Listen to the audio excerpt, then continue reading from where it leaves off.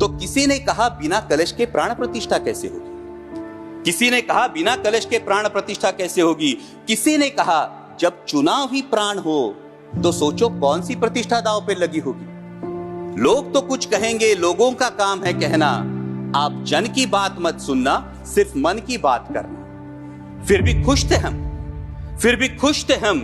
500 साल का सपना जो पूरा हो रहा था, हमारे अंदर का हिंदू भी पूरी तरह से जाग गया था। तो चल पड़े अयोध्या की ओर, राम लल्ला की दर्शन की आस लगाए। चल पड़े अयोध्या की ओर, राम लल्ला के दर्शन की आस लगाए। जो सामने नजारा देखा वो देखकर दंग रह गए। वो 3 मंजिलें, 400 खंबे, 32 सीढ़ियां, जय श्री राम का नारा लगाते हुए हम सीढ़ियां चढ़ने लगे।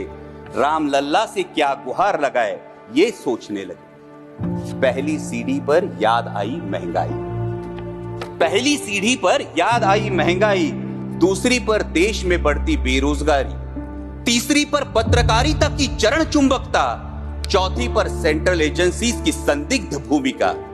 हर सीढ़ी पर कुछ न कुछ याद आ रहा था, हर सीढ़ी पर कुछ न कुछ याद आ रहा था।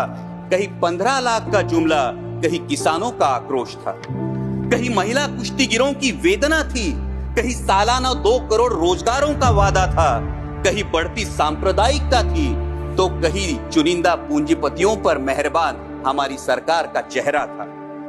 इस वास्तविकता ने झंझोड़ने के बाद, इस वास्तविकता ने झंझोड़ने के बाद भी हम अंधभक्तों की तरह चलते गए।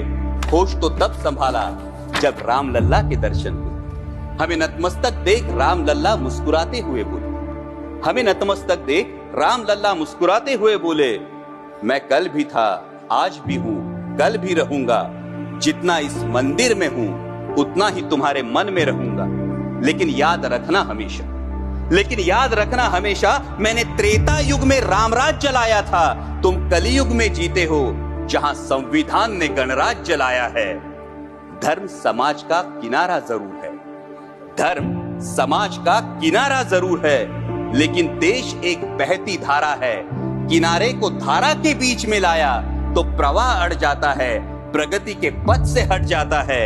इसलिए धर्म का ठेकेदार नहीं, पहरेदार बनना चाहिए। इसलिए धर्म का ठेकेदार नहीं, पहरेदार बनना चाहिए। तुम रहो न रहो, वो रहे न रहे, ये देश रहना चाहिए, देश का संविधान रहना चाहिए, देश का लोकतंत्र रहना चाहिए, ये देश रहना चाहिए। जय हिंद, धन्यवाद।